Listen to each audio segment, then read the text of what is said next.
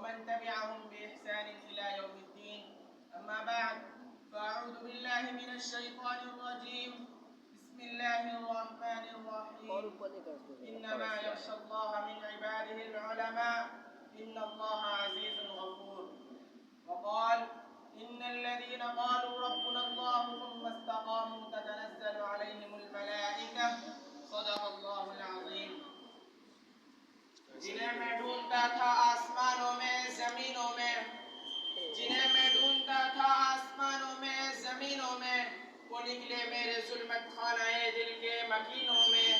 جلا سکتی ہے شمع کشتہ کو موجے نفس ان کی، الہی کیا چھپا ہوتا ہے اہل دل کے سینوں میں. نہ پوچھ ان خلقہ پوشوں کی ارادت ہو تو دیکھ ان کو، یدے بیضا لیے بیٹھے ہیں اپنی آستینوں میں. بہار آئی اگر گلشن میں تو کس کام کی آئی، نشے منشاک پہ باقی رہا نہ دل ہی سینوں میں.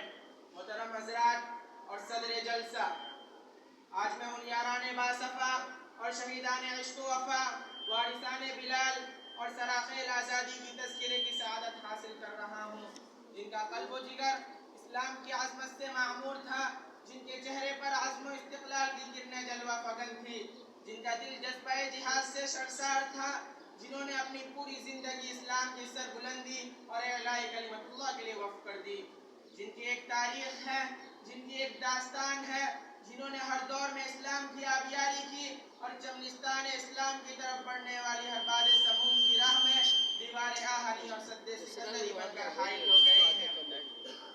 حضرات، اس چمنستان عالم کا پتا پتا اور بوٹا بوٹا اس بات پر شاہد ہے کہ یہ طبقہ ان اصحاب فکر و نظر اور وارثان قلب و جگر کا طبقہ ہے جنہوں نے تاریخ کے ہر نازک موڑ پر اس امت کی رہنمائی اور تصویر فرمائی ہے.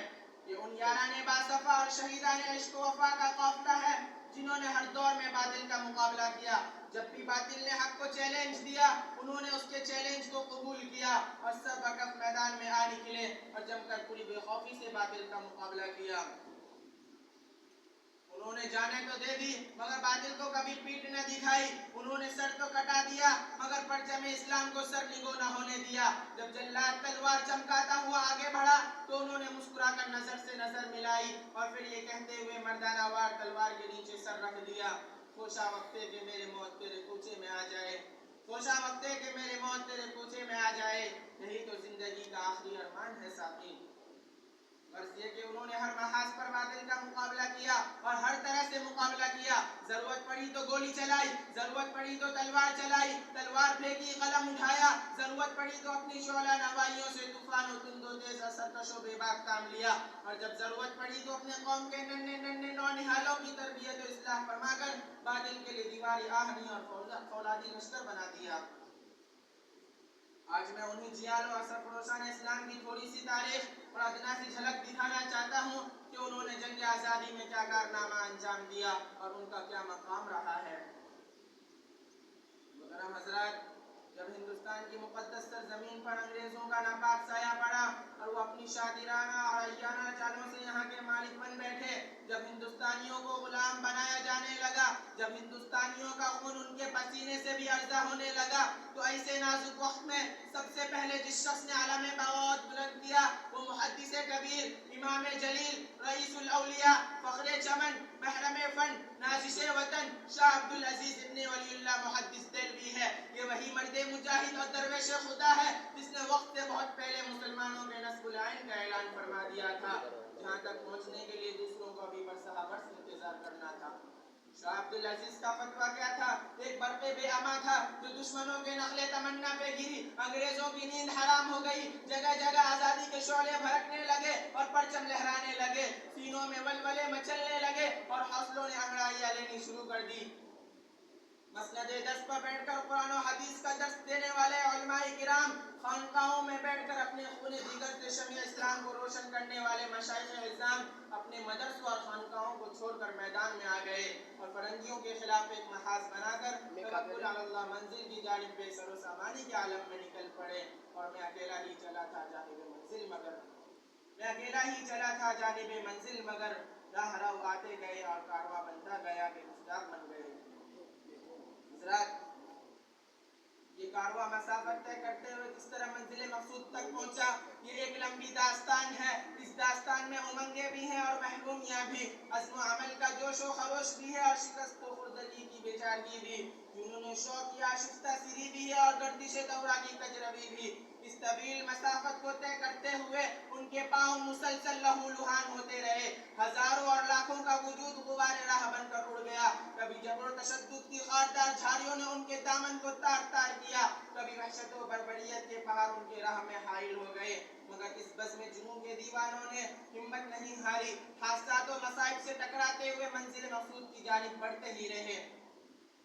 راستے کی قربت و دوری سے بے فکر، طمانیت قلب و دیگر سے مستغنی، افکار و احساسات سے بے پرواہ، خطرات و وطامس کے گرفت سے بے نیاز، منزل مقصود کی تلاش میں کبھی عرب و ترکی کی راہوں کو ناپتے ہیں تو کبھی روس و افغان کی بادیاں پائمائی کرتے ہیں، تو کبھی مالٹا کی کوٹریوں میں قیام کرتے ہیں، تو کبھی عدالت کے کٹہرے میں کھڑے ہو کر نغمہ آزادی سناتے ہیں، تو کبھی ریوالور کی لبلبی پر انگلی رکھ دیتے ہیں، شاید گولیوں کی سنسناہٹ منزل کا پتہ بتا سکے.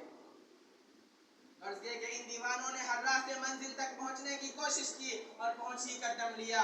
تاریخ ہند ہم سے کہتی ہے اس بزم جنون کے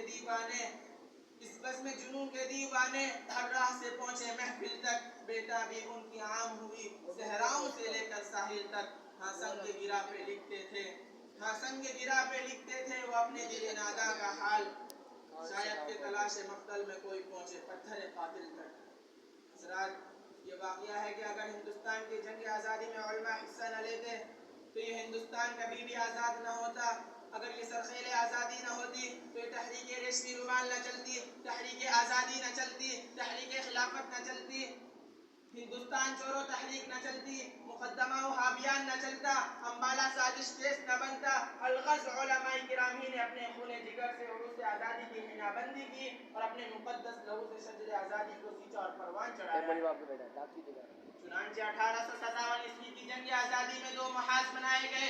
ایک محاذ امبالہ پر جس کی قیادت حضرت مولانا جعفر تھانہ سری کے پاس تھی، دوسرا محاذ شاملی پر جس کی قیادت حضرت حاجی امداد اللہ مہاجر مکی کے پاس تھی. اسی جنگ میں حافظ دامن شہید ہوئے. اس جنگ میں بڑے بڑے صلحاء و علماء شہید ہوئے. اس 1857 عیسوی کی جنگ آزادی میں 2 لاکھ مسلمان شہید ہوئے، جن میں 51,500 علماء کرام شامل تھے.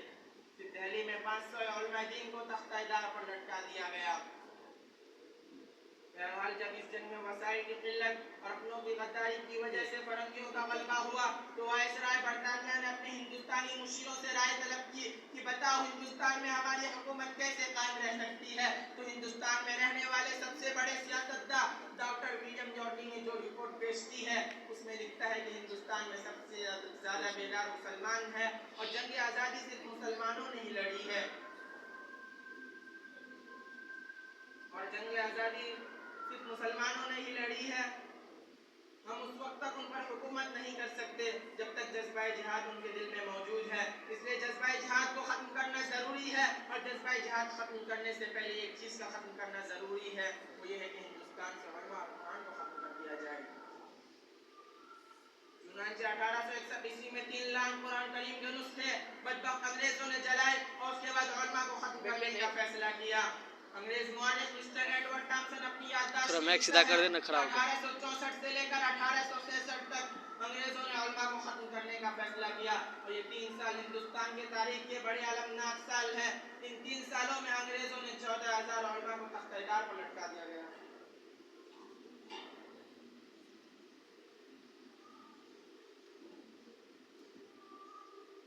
تھامسن کہتا ہے دلی کی چاندنی چوک سے لے کر خیبر تک کوئی ایسا درخت نہ تھا جس پر علماء کی گردن نہ لٹکی ہوئی ہو. تھامسن کہتا ہے کہ علماء کے جسموں کو تانبے سے داغا گیا. تھامسن کہتا ہے کہ علماء کو سوروں کے کھالوں میں بند کر کے جلتے ہوئے تنور میں ڈالا گیا. تھامسن کہتا ہے کہ علماء کو ہاتھیوں پہ کھڑا کر کے درختوں سے باندھ کر نیچے سے ہاتھیوں کو چلا دیا گیا. تھامسن کہتا ہے کہ لاہور کی شاہی مسجد جس کے صحن میں انگریزوں نے پھانسی کا پھندا بنایا تھا، ایک دن میں 80 علماء کو پھانسی دے دی جاتی تھی. تھامسن کہتا ہے کہ لاہور کی دریائے راوی میں 80 علماء کو بوریوں میں بند کر کے ڈال دیا جاتا اور اوپر سے گولیوں کا نشانہ بنایا جاتا. تھامسن کہتا ہے جب میں اپنے خیمے میں گیا تو مجھے مردار کی بدبو محسوس ہوئی. میں خیمے کے پیچھے چلا جاتا ہوں تو کیا دیکھتا ہوں آگ کے انگارے دہک رہے ہیں اور 40 علماء کو کپڑے اتار کر ان انگاروں میں ڈال دیا گیا. میرے دیکھتے ہی دیکھتے 40 اور علماء کو لایا گیا. میرے سامنے ان کے کپڑے اتارے گئے. انگریزوں نے کہا جس طرح ان 40 کو پکایا گیا ہے ٹھیک تمہیں بھی اسی طرح پکا دیا جائے گا. تم صرف ایک آدمی یہ کہہ دو کہ 1857 عیسوی کی جنگ آزادی میں ہم شریک نہیں تھے, ابھی چھوڑ دیتے ہیں. نامزن کہتا ہے مجھے پیدا کرنے والے کی قسم کوئی عالم ان میں ایسا نہ تھا, سارے کے سارے آگ میں پک گئے مگر انگریزوں کے سامنے کسی نے بھی گردن نہیں جھکائی.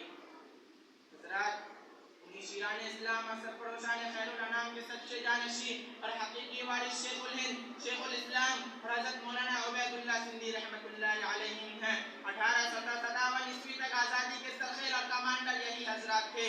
آج یہ لوگ دنیا نام میں اسیران مالٹا کے نام سے جانے جاتے ہیں.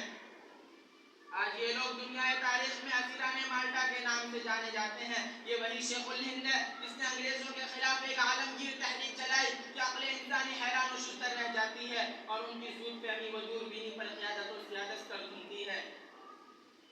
یہ شخص قد و قامت کے اعتبار سے قوی الہیکل اور عظیم جثہ تو نہ تھا مگر اپنے دور کے تمام سیاسی قائدین کا امام اور مذہبی رہنماؤں کا مقتدا تھا. وہ منبع حریت اور پیکر خلوص و وفا تھا جو ایک طرف آزادی کے جوش و خروش اور جذبہ ولولہ سے لوگوں کے قلوب کو معمور کر رہا تھا تو دوسری طرف قال اللہ و قال الرسول کا جامع خوشگوار اپنے دستے مبارک سے بھر بھر کر پلا رہا تھا.